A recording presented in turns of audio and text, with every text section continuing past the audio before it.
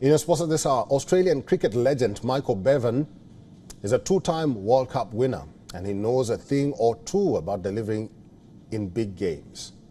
Bevan is in India for the Legends Premier League, and WION's senior correspondent Sidharth MP caught up with him in Chennai to look ahead to the World Cup final between India and Australia on Sunday. We leave you with this. Thank you very much for watching this edition of WION World is One.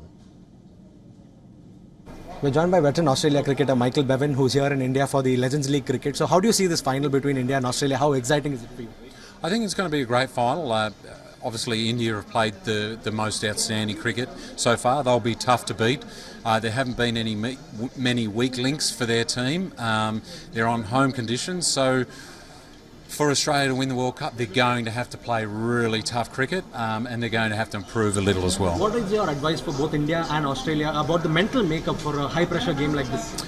Yeah, look, I mean, that's obviously part of it, and what you've got to try and do is, you know, put that pressure aside, put the nerves aside, and sort of continue to play the way that has got you into the World Cup final. And so really just ensuring that you play your way, your game plan, and that's, you know, probably the hardest thing to do under pressure in big matches like this. You were part of the winning side against India in 2003. So how is that side of Sachin, Sehwag, Dravid different from, you know, Kohli, Rohit's team today?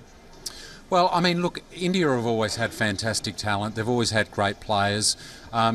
I think at the moment, you know, maybe one of the differences between, say, 2003 and 2023 is that there doesn't appear to be any weak links with the Indian team at the moment. They're really difficult to beat, and you know, so they've always had good players, but they're all just putting it together at the same time right at the moment.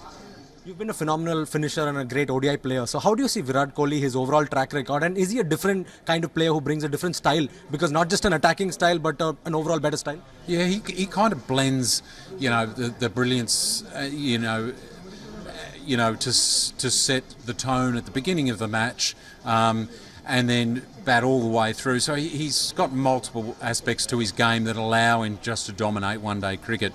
And as you can see, his finishing record, even though technically he's batting number 3, is really tough to beat. I mean, and it's probably taken it to a new level, without a doubt. Do you think Aussies are going in as underdogs into this final? Because it's not been a dominating run when compared to India this time around. Even against South Africa, it was quite a close contest. Yeah, no, I think they're going to wear the underdog tag for sure. You know, Australia, you know, have been a little inconsistent. They've been brilliant at times, brilliant in patches, and have relied on 2 or 3 good performances in every match to get them to the World Cup final.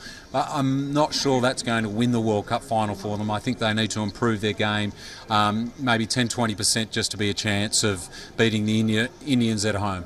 Your key players pick for India and Australia? I think for the Australians, personally, and I said this at the beginning of the tournament, I think Steve Smith is still crucial, because Steve Smith has the ability to do what Virat Kohli does in any match. I mean, he's a brilliant player. And we've seen him get starts, 30s, 40s, a couple of 60s, but Virat's really gone on with it. And I think Steve Smith needs to do that for the Australian team. I think if he can do that, then he'll play a key part for the Australians.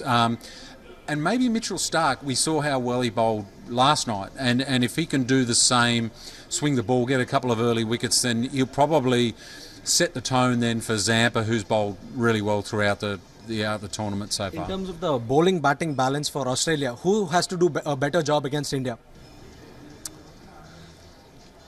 I think it'll be the opening bowlers. You know, I think Adam Zampa has the ability to control the Indians through that middle phase. Maybe Maxwell does as well. But the Indians, because of the types of wickets, the talent they've got, their, you know, and their ability to take away the match in the first sort of 10 or 15 overs, it's sort of a crunch time in any innings in one-day cricket for sure. WION is now available in your country. Download the app now and get all the news on the move.